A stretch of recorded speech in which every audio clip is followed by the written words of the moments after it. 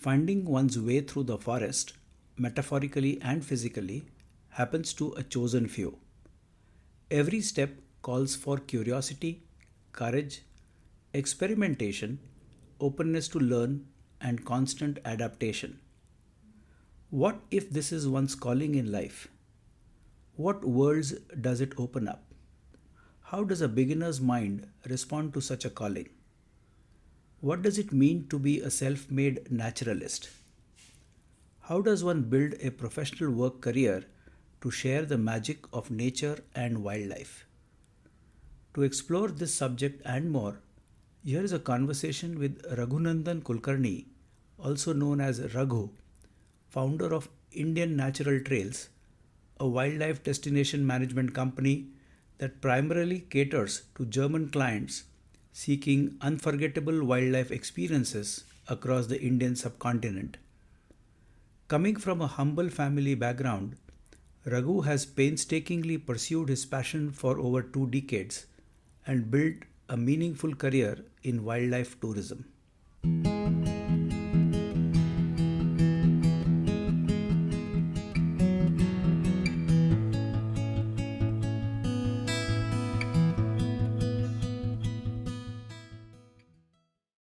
Welcome, Raghunandan, to this conversation. Hey, hello. Thanks. Thanks so much for calling me on this platform. It's wonderful. You've had a listen to some of our episodes as a Yeah, so just love to hear from you quickly. What's your take on what we are trying to do on the Wings podcast? it's wonderful. So my impression is like you're actually trying to see or discover the different personalities, and because each personality grows in a different circumstances and they create their own views, and it's very interesting to see how the perspective of every person to look into a life and to look towards the world. So it's very interesting to hear different views and people and their workspaces. So yeah, it's wonderful. No, absolutely. I mean, you are spot on, Raghu. I mean, the goal of the Wings podcast is obviously talk to young Indians like you, but through stories like yours, discover what is India of today.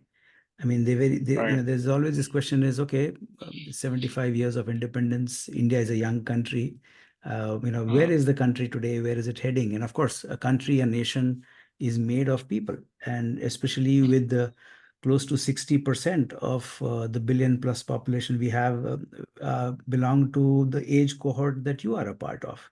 Uh, right. so, so happy to have you on this show. Last week, Raghu, I got a call from a very old childhood friend of mine. I mean, we go back Mm-hmm. to our school times. Of course, he went to a different school, I Mm, went to a different school, but we were kind of neighbors, living in mm, the same neighborhood in Mumbai. mm. And he, out of the blue, reached out to me after almost 30, 35 years. I don't know how he found Wow. my number, but then yes, Mm-hmm. he reached out, and uh, after a little, pleasant hellos and expressing us pleasant surprise that we are reconnecting, Mm, he asked me two things. He says, "Where are you these days, Milind? And how is life?" mm. So let me pick those two questions and put it to you, Raghu. Where are you these days, and how's life for you? Interesting. So nowadays, what I'm doing, let me tell you, I'm running a DMC, that is Destination Management Company, focusing wildlife destinations of India, and I'm doing quite great, I would say, after a lot of hiccups and ups and downs. So I've reached at a place where I would say, steadily I'm moving. I won't call it as a forward because, of course, it's only one way. The life goes only one way. It doesn't reverse. So, of course, that's the only direction everyone has to go. So, yeah, I'm moving forward with some new ideas, and each day is giving something new. It's new for me. So, always there is a scope to do so many things on coming day. So when you say wildlife, I mean, of course, India is a tropical country, and we are Yeah. blessed with Hmm. a beautiful natural, flora and fauna. And I mean, there's wildlife Yes. everywhere. So when you say wildlife in India, are there any specific pockets that you are referring to? Any wildlife No, sanctuaries? in general, everything, right from snow leopards to, I would say, South Indian wildlife, or from red pandas to Asiatic lion, from Gir, whatever that comes under this biodiversity. I love it. And I'm not, honestly, for wildlife or for nature, there are no geographical, I mean, political background Of boundaries, course, I would of say. course, of course. So though we are, I mean, talking right now from Indian subcontinent, but wildlife doesn't have boundaries. For sure. I mean, of course, but then just to kind of get, my bearing around, the kind of various wildlife locations that your passion or your Hmm. career or your work takes you, Hmm. which are the various Hmm. parts of India where you find yourself, So I'll tell you what I do in short. So that will give you a rather brief idea of my work and my exploration. So I work with German travel agencies right now. Not only German, but there would be some other travel agencies from various parts of the world. And when they want to send their clients to India, they need someone who can guide them about the specific land or can take care of the local issues and who is expert with handling things. So I'm like them. For them, I'm their host in India, and I host them, all the clients in India, and I take them to various national parks. I show them wildlife. So I arrange their all accommodation, food, transport, everything. Everything is controlled by or organized by my company, and it's like a partnership. It's like I create the experience, sort of. For example, if you want to have a to see wildlife, for example, in a luxury way, or in, I would say, in a special way. So let's say there would be a nice place where you are watching a wildlife and you're enjoying your daily routine. Whenever you have time, you're just relaxed, having binocular or a book with you, and along with that you are also observing wildlife around. So that's, I would call, as an experience. But now to create this experience, I'll have to find the location, I'll have to find a good, safe, comfortable place, and then it becomes kind of an experience. Then I have to sell it, okay? But I cannot sell it directly because I don't know people.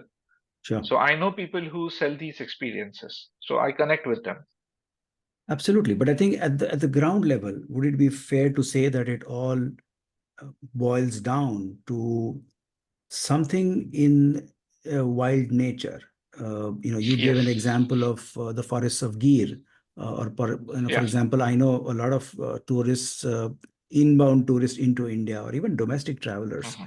and they have taken a huge liking to tiger tourism. So central Oh India, where yes. there are many tiger reserves, people go, and of course South Yeah, India, yeah, yeah. in northeast Assam, even up north in Himachal, there are so many places. But Yes. fundamentally, I would like to believe that for something like this to work, irrespective of, let's say, the packaging. I mean, yes, the Mm. container is important, but Yeah, essentially it boils down to the content, right? I mean, the yeah. what is in the bottle. So Yes. for that to happen, I mean, somebody like you, apart from, let's say, client acquisition or packaging the product or a service, also has to have some on the ground feel and touch of what is Of nature. course, of course, of course, of course. You need to, I mean, put yourself into the nature. That you need to become part of nature to understand the nature, I would say. Observation is important. Your experience in the jungle is important. Your experience of those specific species, along with those specific species, is also important. Apart from that, you not only just the species, but you need to know the terrain as well. So there are so many things comes under exploring wildlife. It's not just that you go maybe three, four visits and then you become expert. It's not like that. Especially when it comes to the work I do. So what you're saying is true that I have spent almost, like, I would say, 20 plus years in this field to reach where I am right now.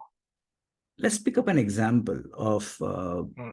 a specific wildlife experience that you are trying to put together for your clients. I mean, it could be Okay. clients overseas, in places like Germany that you just mentioned, or even Mm-hmm. domestic Mm-hmm. clients. Mm-hmm. Uh, Mm-hmm. let's take a specific understanding of wildlife, and maybe you can take an example as to how you have uh, prepared yourself or invested, as you said, more than 2 decades Okay. of your time Mm-hmm. in being, if I can use the phrase, a naturalist. Okay, since you have used this phrase as a naturalist, let me tell you that that is how I started. So to reach at this level, it wasn't easy. So to understand how it works, I stayed at Tuli Tiger Resort in Kanha National Park, and that was somewhere from 2003 to 2006. Almost 3 seasons I spent there, and that was the time when I was living my wildlife life as a naturalist. So naturalist is something that when you visit this resort, the naturalist will facilitate you towards nature. It will elaborate you. He will elaborate you about the things in nature. About he will explain you the stories or ecological importance of nature. At the same time, he takes care of animal tracking or showing you spotting birds for you. So it's a versatile role of a person to introduce you towards nature. So that's a role of a naturalist. So to become naturalist, you need to know multiple things, like right from like an ecologist, you need to know the diversified species or diversity in the species which is found in that specific area, or you need to know not just the spotting the species, but about their ecological importance or about their behavior, about their distribution pattern, about their ecological importance. These all aspects are also important um, to know first, to observe first. And the more you observe, the more you read about it, because there are multiple researchers who are working scientifically to know or to explore these various species. And they always keep publishing new research or new data or something. And whenever you need have a time, and if you are more keen to know about these species, you should read about it. So I kept reading, I kept myself, updating with the new facts. And also, along with that, I trained myself in the jungle, spotting birds, identifying birds. It's not so easy. I mean, there are many people who are good at birding, but at the same time, when it comes to warblers or species which are very difficult to spot or to identify, it's not that easy. You need to have that much time. You need to spend that much time on the ground to understand the differences. So what was your life, if I could ask, in those 3 years when you were Wow. Yeah. when you were living in Tuli Tiger Reserve in Kana? 3 years, right? You were there. Yeah. Yeah. So Yeah. Yeah. so Yeah, it was a wonderful life, I would say. And our day used to start at around 3 o'clock. Even mine sometimes before that, because where I was staying, I mean, where I was living, sleeping in my room, that room was very close to a road which was leading towards Muki area. And in those days, there wasn't so much traffic. There were hardly people used to use that road because of the wild animals were roaming free at night. And in winter, there used to be a male tiger who used to roam like middle of the night from that road. And while strolling down or while marking his territory on the ground, he used to growl. And that growl was so loud during the winter time that used to break our sleep. And yeah, so from 2:30 we used to be awake, and then 3:30 we need to get ready for the safari. Then in those days there wasn't like right now you can book through internet or you can book online, but in those days there wasn't any online booking. So we had to go at the counter, then um, fill the form with the guest passport and details and everything, then make your documentation ready, collect the money, go to the national park, stay in the line, put your number first, and then the safari used to start. And in those days, there was like anyone can go. I mean, there were no restrictions on the safari. So early morning, we used to take people like 6 o'clock. Maybe we were always in the jungle at six, around 6 o'clock, and then we used to spend like a time till 12 o'clock. So almost 5 to 6 hour early since morning to the midday. Then we used to come back, then freshen up a bit, lunch, and again around 2:30 we used to rush back to the park.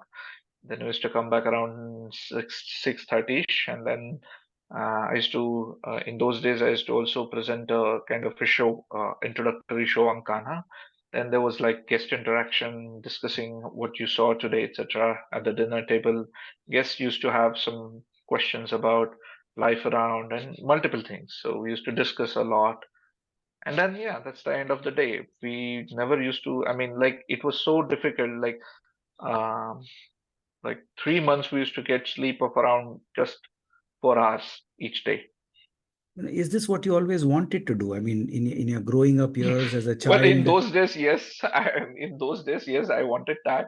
But of course, as you grow, your perspective changes, your abilities, or probably if you keep doing the same thing years and years, then it doesn't give you that much fun or that much challenges, or I would say passion to live.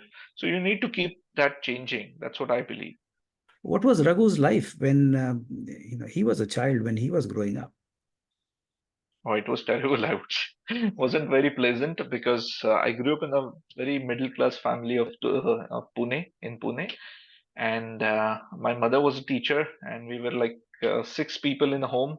She was the only earning member of the family. My father had issues with some physical, and at the same time, he had lost his job, so he couldn't do much. So I was the only one, the next generation person who was supposed to earn for myself if I want to pursue any hobby, because there was no way I could ask my mom or anyone in the family to get me a camera, or maybe I can spend some time to wildlife or nature. No way. So I took a challenge that yes, I want to do this, but I don't know how. And then I started, taking any handy jobs, uh, and that is how I earned my first camera, which was Minolta X700. That was my first manual camera, and that is how I started learning. In those days, there was no internet, there was no one. It was all following people who were doing photography or probably who were good at those skills. So that was the only way to know something. So that is how I started learning through the magazines or maybe through the some articles in the newspaper and doing some own experiments. Any mentor or any guide those days who kind of held your hand to introduce you to this world? Uh, there wasn't one, there were many actually. Okay. Uh, well, I would say that I learned the basic or the first photography, all the concepts. It was a workshop conducted by Dr. Arvind Paranspe from Ayuka. And that was basically for the total solar eclipse, which was happening in 1995 at Sundarbans. I mean, in those days, sorry, in India, but Sundarbans and the northeast part was the place from where you could see the complete totality of the total solar eclipse. And this total solar eclipse was kind of a huge event. So they were preparing people for that, how to shoot or how to do the photography for such events.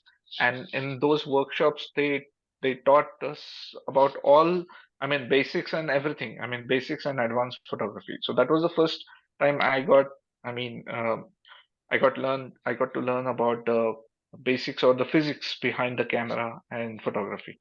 It was so amazing that I still can, because photography is something I would say that you need to first learn basics. Okay, if the basics are clear, if you know the physics of light and aperture and shutter speed, ISO, three things, uh, then even if it's a digital photography or mobile photography, whatever you do, something you are like your basics are fine and you know what to do. You don't have to do experiments or you don't have to depend more on your gadgets. It's all in your head that what you want to do. But then, you, of course, your canvas of operation today is huge. I mean, the Right. territories that you're a part of is not just one wildlife sanctuary, which itself would probably be in thousands of hectares, but Mhm. multiple such wildlife sanctuaries across the world. So, in that sense, your worldview today, at least in the Mhm. natural world, is huge geographically. Yeah. Is that, if we kind of zoom back 25, 30 Mhm. years back, you know, and so what was the world of Raghu in those days? From probably millions of hectares today to what was Hmm. it then? Well, that was a very, I would say, a very small, tiny word of mine, which was very much into 5 square kilometers periphery, and um, I mean, school, family, few friends. That was the only life we used to have. It was not even like we never used to travel a lot because we didn't have money to travel so far. So traveling was not a subject. And then of course we never used to do hoteling because we never had so much money to do hoteling. And my father and my parents, they never had so many friends or too many relatives. So it was like only my family, my nearby people. That's it. Or people, or we used to live in Wada. So some friends from that Wada and school friends. That's it. That was the only very, very small and tiny periphery I used to live in. And even my exposure to that time, to in those days, were very small. I was absolutely not knowing anything of English. I was not aware of how to speak in English till, I would say, till I was 14. Even I had never got a chance to even explore the other parts of city areas. Like I had never been to Koregaon Park till I was in 12th. That was the first time I remember I started exploring Koregaon Park. Because some friend told me, look, we have some places where it's amazing. It doesn't look like a Pune. It looks like you are in a foreign country. So that was kind of interesting to understand. That was my first time I remember I explored Koregaon Park on cycle in a school uniform. I mean, the moment I started exploring, well, it wasn't very easy for me to, to know about different life pattern sitting idle at my location. So how it happened, uh, you know, uh, I got a chance to participate in some activities from WWF in those days as a part of a nature camp, or I would say a part of their excursions. And there I started meeting different people. I mean, since I was from Marathi culture and more of a Maharashtrian background, I never explored more different people, or rather cosmopolitan crowd, I would say. That was the first time I started interacting with cosmopolitan crowd, and then I started realizing that, look, the world which I was thinking is too small. But it's not like that. You have to cross your boundaries. You need to go. You need to understand how these people are living, what they do. They are doing something different, or they are living in a different lifestyle, which is way better than yours. So start following them, start observing them. So that is how I got exposed to different cultures in Pune itself. Would it be fair to say that, I mean, this may sound a little crude, and apologies for that if it does, but I can't think of any other reference. Would it be fair to say that there was a point in Raghu's life when the frog came out of the well and Of said, course, yeah, "Hey, the world is much bigger than the little piece of yeah, sky yeah, that I see." And then you had Dr. Arvind Paranspe, who kind of showed you the world of photography. Was there yeah. anybody who actually introduced you to the world of wildlife, like Mr. Of Paranspe? course, of course. The maximum time I would say I spent with Kiran Purandare. And Kiran was my mentor to many things, not just wildlife, but he also taught me how to present things, how to showcase as a naturalist, how to showcase the world, or how to address wildlife, how to observe minute things, what is happening in the jungle, or that's also very interesting. When you keep watching wildlife, but you don't know what you're watching, and if you get even little um, I would say information or some inputs to know what you are watching. It changes your perspective a lot. Any story that you can tell us about some of your first recce's that you did with Kiran Purandare Yeah, in the jungle? Pick one experience it which kind was. of left you high, which said, "Yes, this is what I want to do in life." Well, I remember that it was a camp for Tadoba, and at night it was the evening time when Kiran and me we were, and there were like 2 3 kids also with us. So we all were sitting in the machan, and it was a moonlight. And that was a time when it was like around 7ish or 6:30.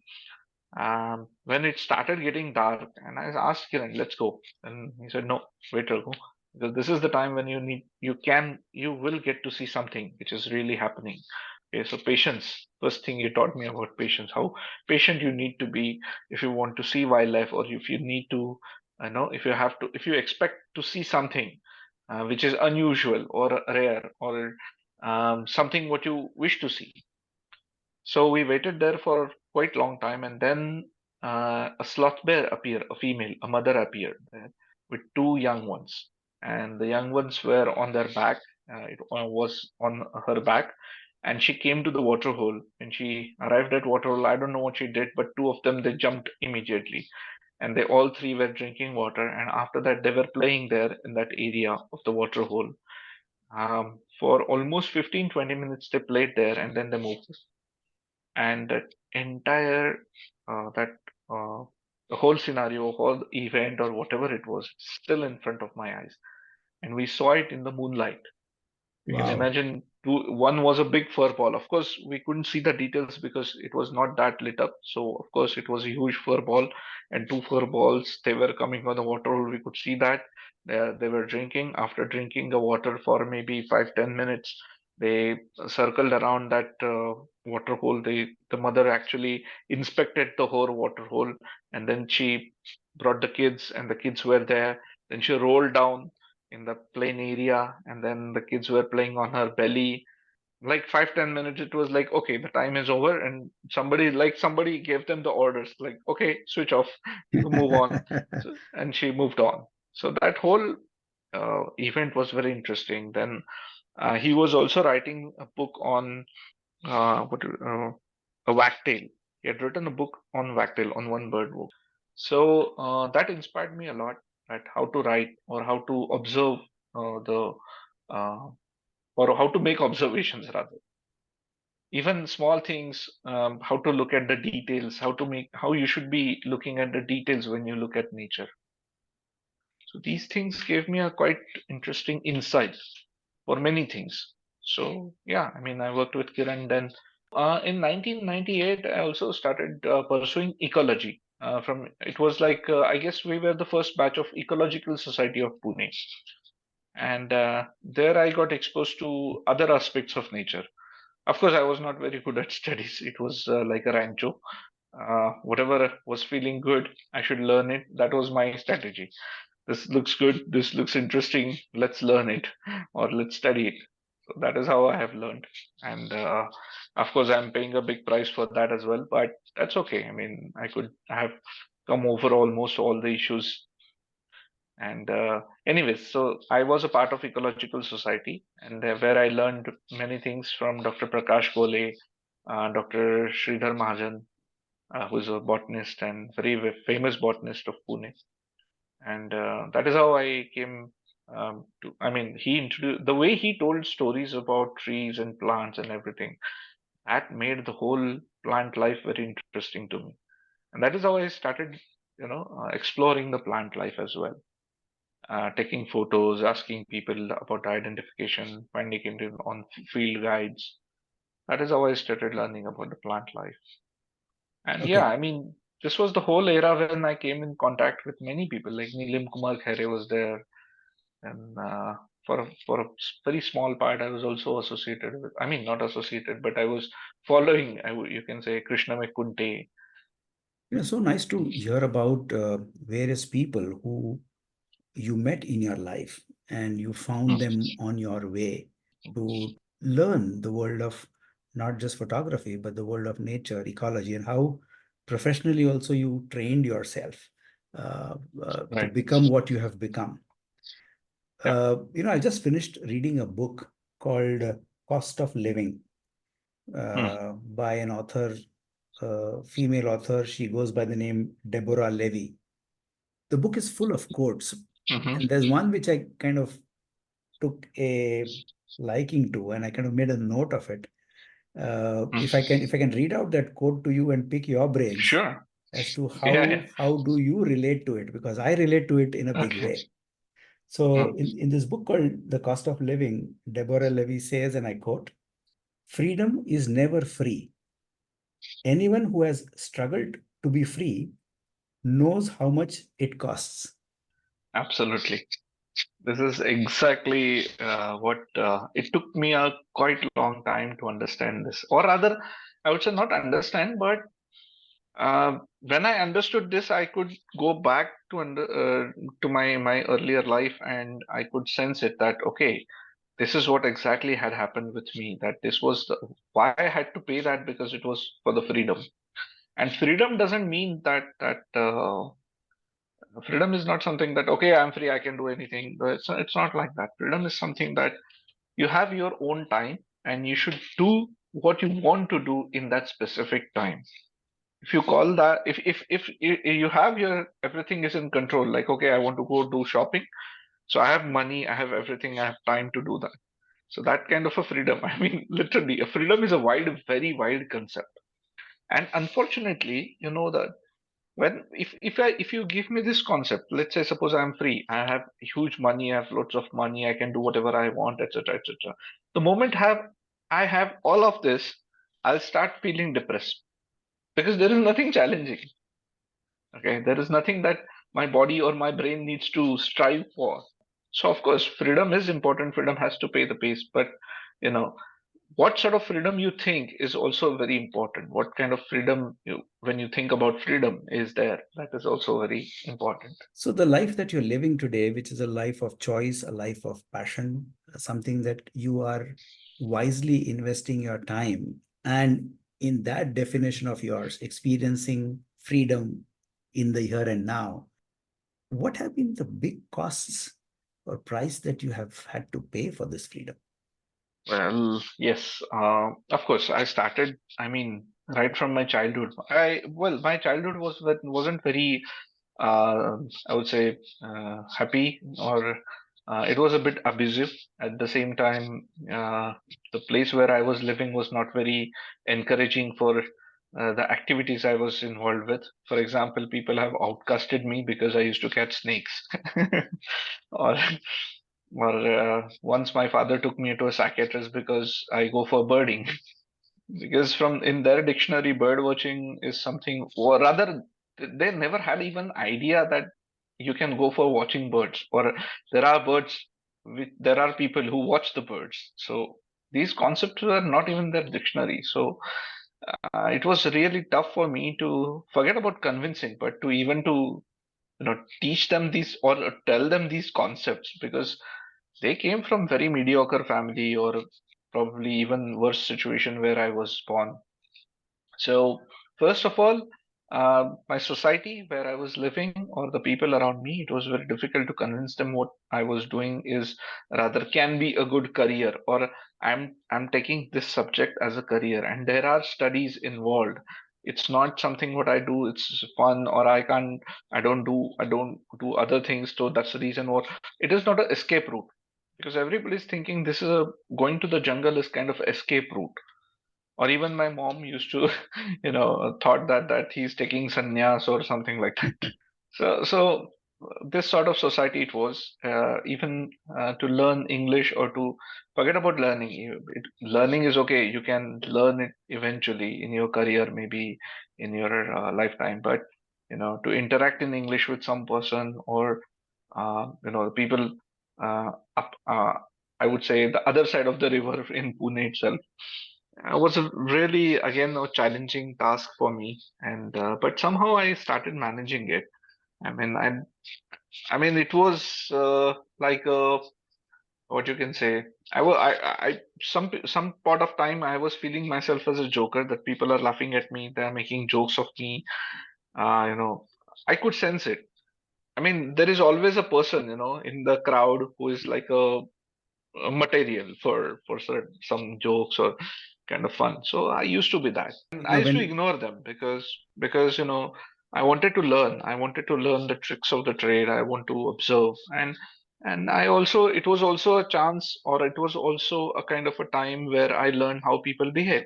yeah, I mean, it happens to many that the normal human mind, whatever they can't comprehend, you mm, box them as if yeah. they are senile, they are mad. But anyway, let's keep that aside. Today, for example, we live in times where becoming a tour guide, Mm, setting up a small entrepreneurial venture in taking people to wildlife safaris, has become a promising career.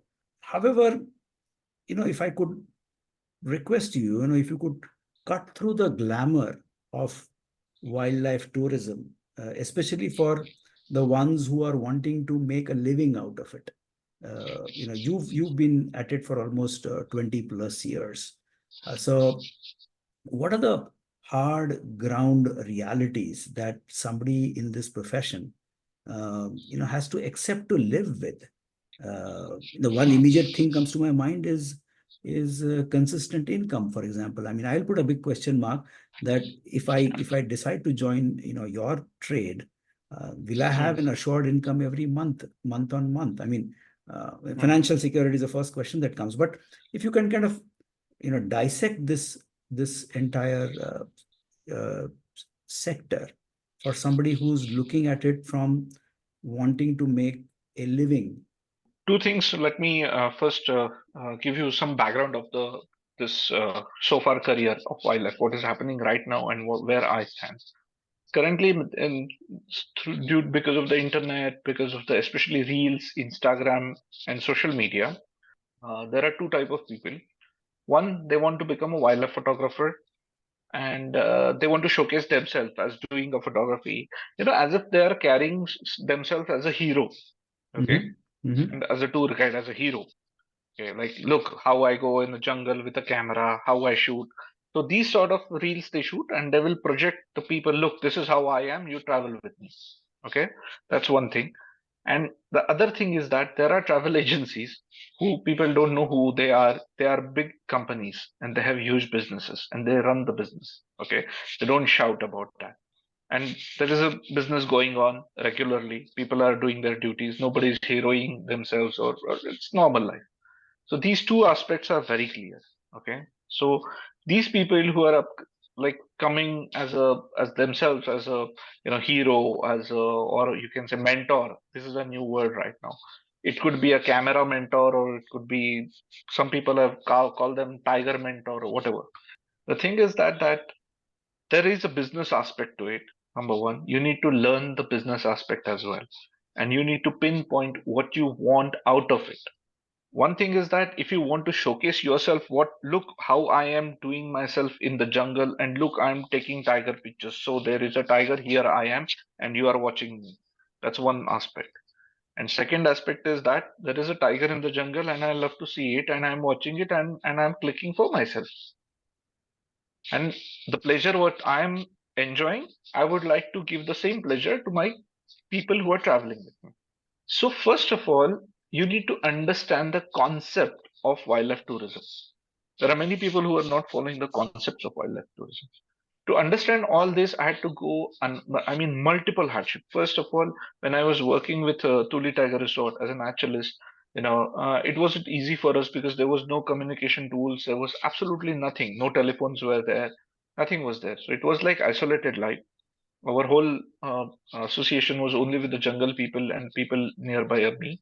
The facilities were not very, I would say, luxurious, but forget about luxurious. They're just adequate. That's it. Sufficient, I would say. Um, After that, when I started guiding tours in those days, also it was so difficult because these companies who they always want to earn more. So in that case, they never used to offer us the same accommodation in the same hotel. So it is like you're running late, you're coming to a location at 12 at night. Then you need to first make sure that your guests are checking in a proper five-star luxury hotel, and then you are out in the middle of the night on the streets finding out your own accommodations.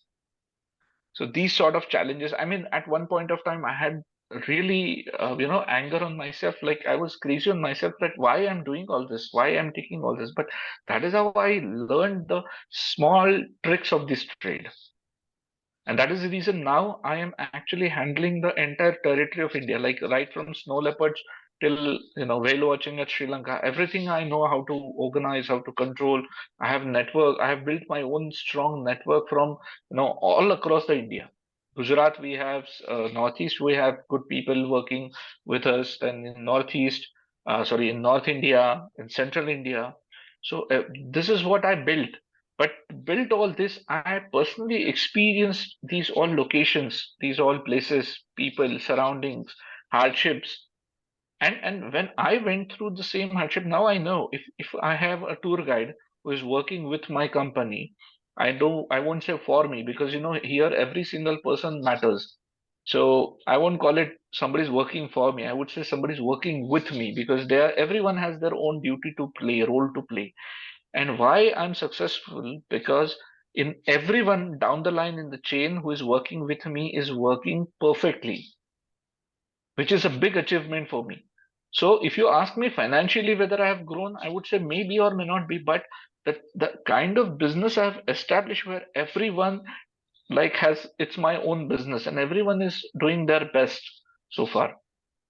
So I would say that's my achievement, but that achievement came with these hardships. But would it be fair then to say that given that you operate in this business called wildlife tourism, designing and curating and offering multiple wildlife experiences to your clients wherever they're coming from across India, Sri Lanka, you spoke about. So uh, there's a possibility of you offering a service in every season of the year, at least somewhere or the other. For example, I know the summer months, the tiger tourism is very busy, and then probably the winter months and the monsoons, etc., etc.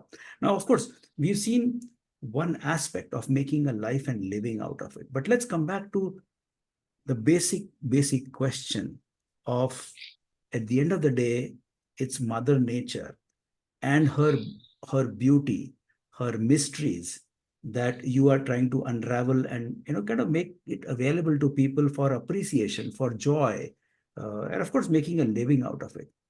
Now, I was watching Raghu the other day, a small and a nice, well-made film called Sherni Okay. on Amazon Prime, and it's on Mm-hmm. wildlife. Vidya Balan has played the role of a forest officer there, and Mm-hmm. apparently it's somewhere in the tiger region, somewhere in the country, and Mm-hmm.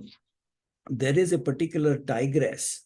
They call it the T12 or something in the film. And then she was all around the place. And of course, in various villages, she would go in the middle of the night and either make a kill of ordinary, Adivasi villagers there, or probably their livestock for food.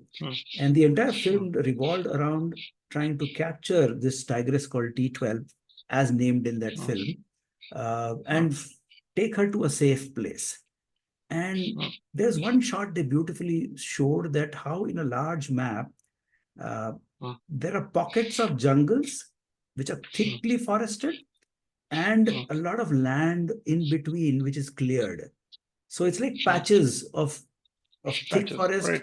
flat ground, thick forest, flat ground, so on and so forth. And as you said at the beginning of our conversation, wildlife doesn't know boundaries. I mean, they have to move from A to B. So obviously, in that movie, the T12 tigress is moving, wants to move from one part of the jungle to the other, but in between there are deforested Yeah. lands where villages and people have set up. Now, obviously, human population being what it is, and it is growing, and this is a huge phenomena, especially in urban cities where uh, the neighboring villages are kind of occupied. There's construction, wildlife vanishes within no time. Those villages are then incorporated in the city corporation limits. So there is this constant struggle between the human need to expand and Yeah. the natural world to contain that expansion. There's a huge lot of dynamics that goes on. So, love to hear from you. How do you look at this man versus nature? I will not use the word conflict, but struggle. As a I naturalist, would how do say you not how do even you struggle or anything. I would say the cancer is already spread. Human beings are like a cancer species for the nature, because human can think, human have brain, human can actually discover things, they can make their lives easy, or they always in the search of making their lives easier. Okay, for other animals, for animals, they live in the normal conditions. They don't need many things to live. Okay, you can't put human baby in a jungle to grow, or we cannot give birth to a human baby in the jungle. We need all the facilities. We need all everything. Though we are a part of nature. Okay, we are part of, but we have made ourselves with a comfort zone. So that is the evolution process, I would say, of a human. So human evolution process is going exactly against the natural evolution of wildlife or nature. Or so this is, I don't know, it could be a mistake by nature itself, the you creating humans, because if you want to say when it comes, I mean, people talk about conservation nowadays. People talk about using resources on a limited part, or using less resources, but still, I mean, whenever whatever they are talking or they are doing, they are also living there. I mean, you can't say no to it. You need to eat the food, so food has to come from somewhere. You need to eat protein, you have to kill chickens. So it's a part and parcel of life. You can't say no because you have to live. There are human emotions, you have to answer that emotions as well. You cannot stop those emotions. So I would say nowadays it's small time frame where you have time when you can actually go watch nature, see nature, and come back in your comfort zone. And I would say still maybe our next 2 3 generations has this time, but later on it's it's right now even looking so difficult because of the, it's not just an encroachment. Okay, people are rather, forest department is moving villages out from the protected areas and they're increasing protected areas, which is a really great thing to for wildlife to accommodate. But it's not just one thing. For example, I'll give you just one example. Right now, there are marriages happening in multiple national parks. Have you, even this concept was very hard to digest for me the No, I initial mean, day. I That, I was I was invited to a wedding in Ranthambore. Of course, I didn't yeah, go for exactly. various reasons, but yes, there was a destination wedding in Ranthambore. Yeah, exactly. So these sort of fancy concept what people are right now trying to do.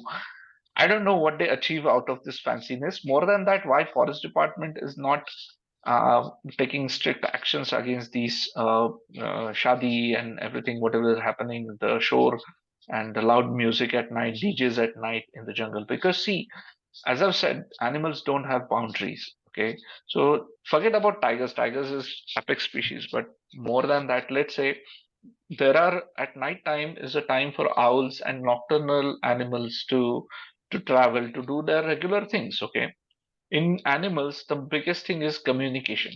For owls, they need to communicate. The male owl will have to communicate to the female, or probably to the young ones, or to guard its territory. Imagine there is a loud music going on in the forest nearby. How the owls are going to perform? How the owls are going to do their regular duties? So these are the micro habitats which you are already destroying by doing something wrong. Not wrong or right, I would say, but doing your whatever the activity what you're doing. So now here is the cycle. Like hotel owner who has invested money in that area wants his money back or wants more money. He is not concerned with what is happening to jungle. Okay. He's not probably passionate about wildlife. There are people who are really passionate about the things who always crib about what is happening and they keep posting. But this is how it works. There are people who controls the things and everything is in their control. If you find a person who is like on the top of the pyramid who is controlling everything, if he is passionate about such wildlife nature, probably that person can take good decisions. But it doesn't work that way, because you need to grow industry. You need to, if you want to grow industry, you need to cut down so many hectares of forest to grow the industry. But you need to show people that look, we are doing something great. So then planting trees and like giving you a cancer drug and then giving you a small disprin. Okay, you're having a pain, take that disprin, but you have already injected me a cancer. So So, this is what is happening, which so has the other end is very ugly, but I don't know when that end is going to come. Probably maybe after 2 generations. But now what you have right now is a small time frame where you can actually go and watch things what you love or what you like to do. I was reading about one place on the planet called the Galapagos Islands, Yeah. which were barred from tourism for all these times. Uh, Mm, but now I learned that there are some regulated and organized tours that happen to the Galapagos Islands as well. So, uh, mm, one side, human curiosity, I feel, has given us so many gifts and benefits. mm, But at the same time, there is the flip side of this curiosity, which is taken to the extreme, can result into greed and and a consumption behavior, consumption of even experiences. That mm, today uh, there are tours, I'm told, which take you to Antarctica, and essentially, reason being, the scientific expeditions that go to Antarctica are not uh, properly funded, and those scientists are looking for source of funds. So they are saying, okay, there are people who want to experience wildlife in Antarctica, so we will take you along, not a luxurious ship, not a luxurious cruise, but yeah, we'll give you the bare minimum, and you pay, let's say, $10,000 for a 15-day round trip itinerary, somewhere in on the tip of South America, which will bring you back there.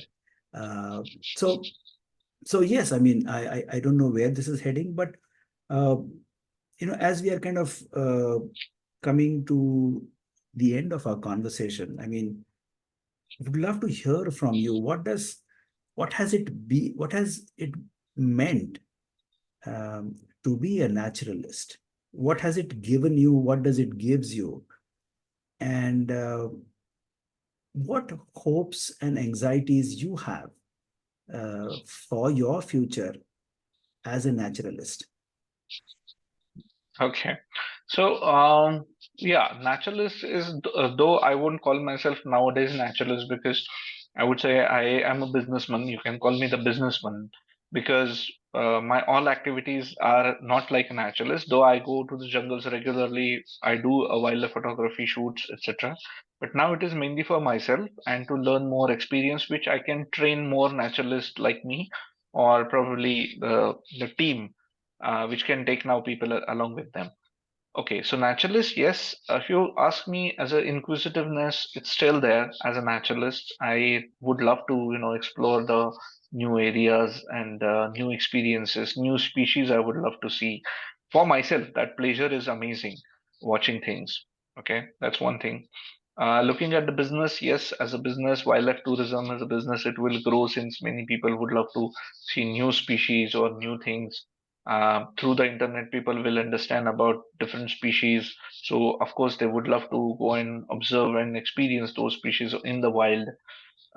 So, of course, I am positive about future when it comes to business, but I'm absolutely not so positive about in long run as a growth or as a I don't know how people will accommodate wildlife in near future along with them because human consider themselves as a like top species now. So wildlife and everything comes next to them. As you said about Auni, okay, that tigress which start killing people.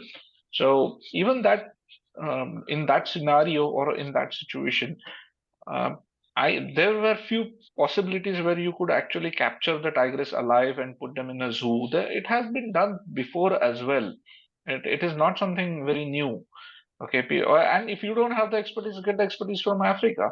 If you can bring the animals from Africa, why can't you just get some expertise from abroad, who are experienced about tranquilizing animals and handling animals? There is so much technology, so there were options available. Okay, but um, on the backside of it, there is a huge politics which people can't observe. Of course. So number one is that the human life is most important on this planet at the moment. Other all animals are secondary. Okay, so this is the concept, and that is the reason we had to kill the animals which are trouble for human beings or whatever we humans have created. If some animals are trying to to come inside, or to, just because you are allowed to encroach in their territory, but they are not allowed to do this with you. So this is a gundagardi kind of a situation we are doing with nature, and we Yeah. are like ignorant about what we are doing, you know. No, I think So this is a battle and a struggle will continue. Hopefully, uh, human greed at some point in time, there will be hopefully seeds of compassion that will be yeah, also discovered along to say that hmm, it's an interdependent life. It's not that yeah, I am separate and the mother nature is separate. So yeah, I hmm, mean, this is a hot topic today. hmm, Conservation and coexistence hmm, of human life with non-human life, be it in the cities or be it in the wild. I mean, the good part, as I see it, the bright spot for me is at least there is awareness, there is conversation, there is dialogue, and thanks to people like you who have invested their lives in balancing both, making a living out yeah, of it, and yet being a conservist or a naturalist. Uh, yeah. Raghu, this has been such a beautiful conversation. Thank you very much for your time, and I have enjoyed every moment of this conversation. I'd love to hear from you. What are you feeling at this point in time? It's wonderful, basically, because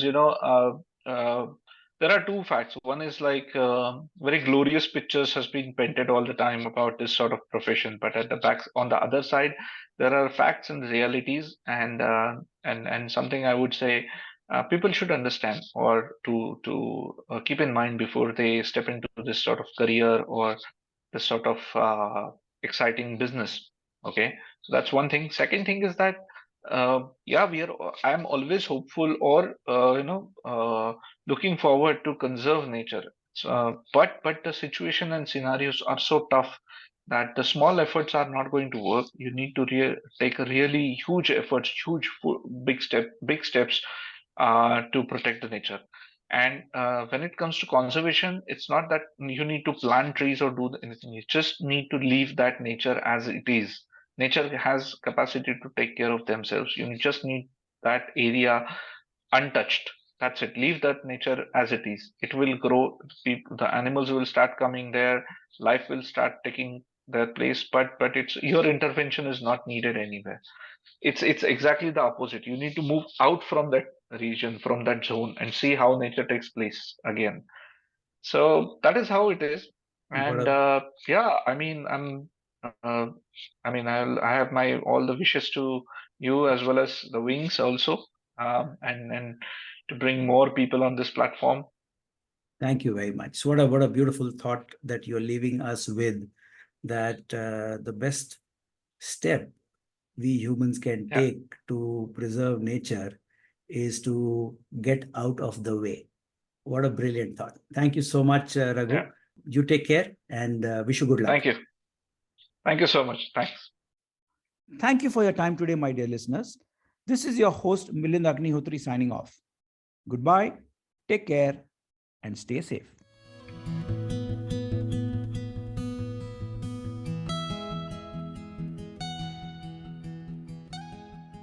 This podcast is for general information purposes only and should not be considered as a piece of any professional advice.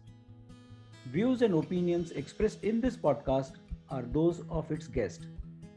Creators of this podcast expressly disclaim any and all liability or responsibility for any direct or indirect, consequential, or other damages arising out of any individual's use of this podcast.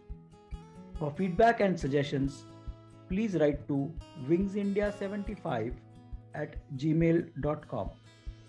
Thank you.